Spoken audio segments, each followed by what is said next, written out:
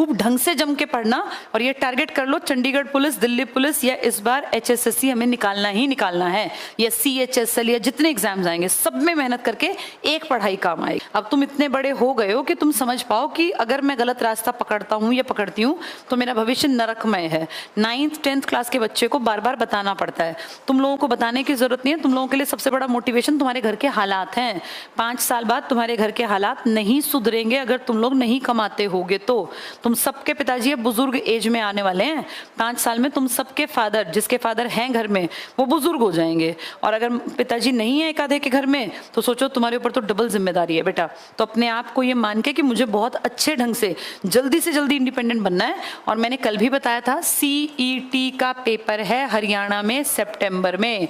ये कोशिश करो कि निकाल लो, जिसके हालात ज्यादा खराब हो ना, क्योंकि सबके हालात अमूमन इंडिया में खराब ही होते हैं, इसलिए हमें पढ़ना पड़ता है। अगर सब अमीर हो तो कोई ना पढ़े यहाँ।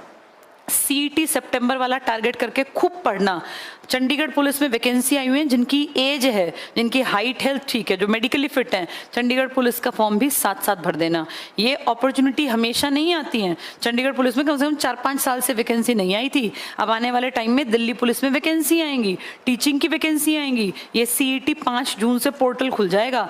ये सब अपॉर्चुनिटी होती हैं, आगे बढ़ के इनको पकड़ना होता है। पिछले 4 साल से हरियाणा सरकार ने कोई बड़ा पेपर नहीं लिया, लेकिन अब वो इस साल में अगले कई महीनों में बड़े पेपर लेगी और फिर उनको ज्वाइनिंग देगी। अब तुम उसमें आओगे कि नहीं आओगे, तुम्हारी मेहनत, तुम्हारे कोशिश के ऊपर डिपेंड करेगा।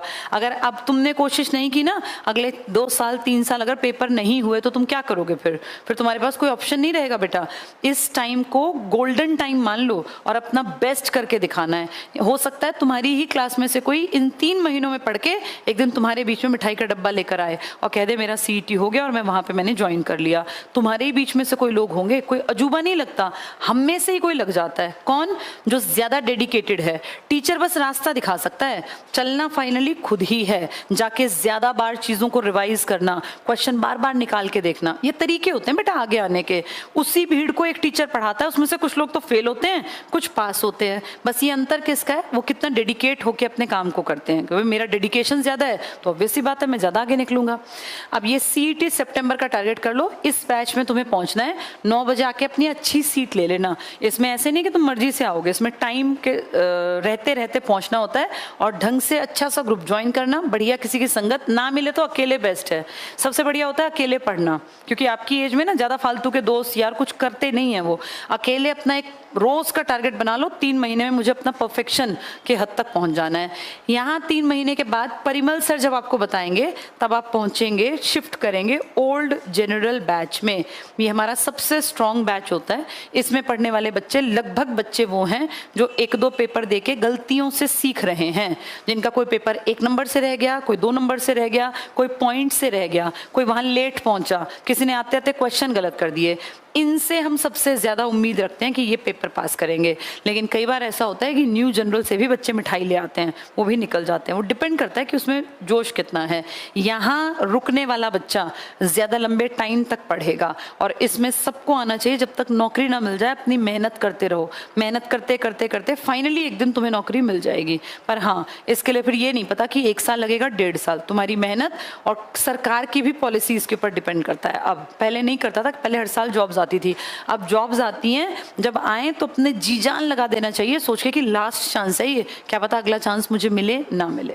ठीक है, तो अब चंडीगढ़ पुलिस जिनकी हाइट हेल्थ ठीक हो, दिल्ली पुलिस, लड़कियों के लिए भी बेटा बहुत सारे ऑप्शंस हैं। सारे फॉर्म्स फिल करना।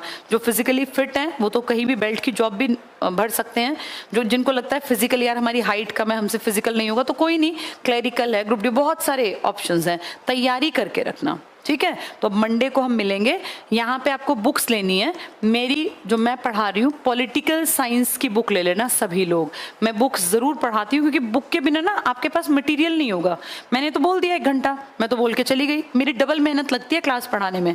पहले मैं सारा सिलेबस ऐसे पढ़ाती हूँ, फिर मैं उस सेम टॉपिक को किताब से कराती हूँ, ताकि बच्चा जब घर जाए तो उसको वो, जैसे मान लो मैंने आज PM पढ़ाया तो ये टॉपिक मैं किताब से भी पढ़ाऊंगी, अंडरलाइन कराऊंगी, टिक मार्क कराऊंगी, घर जाके पढ़ लेना। फिर घर जाके तुम पढ़ोगे ना तो तुम्हें वो सारी बातें मेरी बोली हुई दिमाग में रिकॉल हो जाएंगी, उससे तुम्हें फील होगा कि हाँ, एक कॉन्फिडेंस अपने आप बढ़ता है कि ये टॉपिक मेरा तैयार है। अब जो मैं बोल गई वो तुम्हारा टॉपिक तैयार तुम्हें लगेगा नहीं, क्योंकि तुमने खुद से नहीं पढ़ा। तो यहाँ बुक जरूरी है।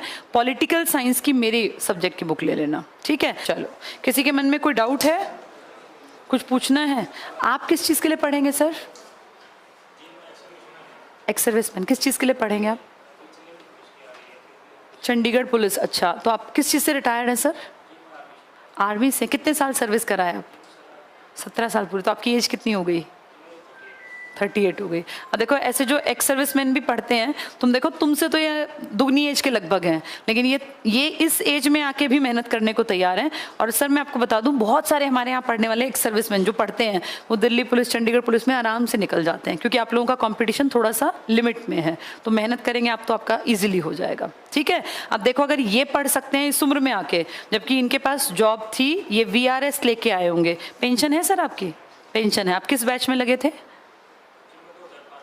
5 की भर्ती है आपकी, ठीक है। तो देखो, इस एज में भी अगर ये जज्बा दिखा सकते हैं कि मुझे पढ़ना है, मुझे आगे बढ़ना है, तो तुम लोग तो जवान लड़के और लड़कियां बैठे हो, तुम्हें क्या दिक्कत है? तुम भागोगे पढ़ाई से तो गलत है बेटा। इनके ऊपर तो जिम्मेदारियां हैं, एक एज के साथ कंधों पे जिम्मेदारियां बढ़ती हैं ना, तो तुम लोगों के ऊपर तो भी कोई खास जिम्मेदारी भी नहीं है। खूब ढंग से जम के पढ़ना, और ये टारगेट कर लो, चंडीगढ़ पुलिस, दिल्ली पुलिस, या इस बार HSSC हमें निकालना ही निकालना है, या CHSL, या जितने एग्जाम्स आएंगे सब में मेहनत करके एक पढ़ाई काम आएगी। ऑल द बेस्ट बेटा।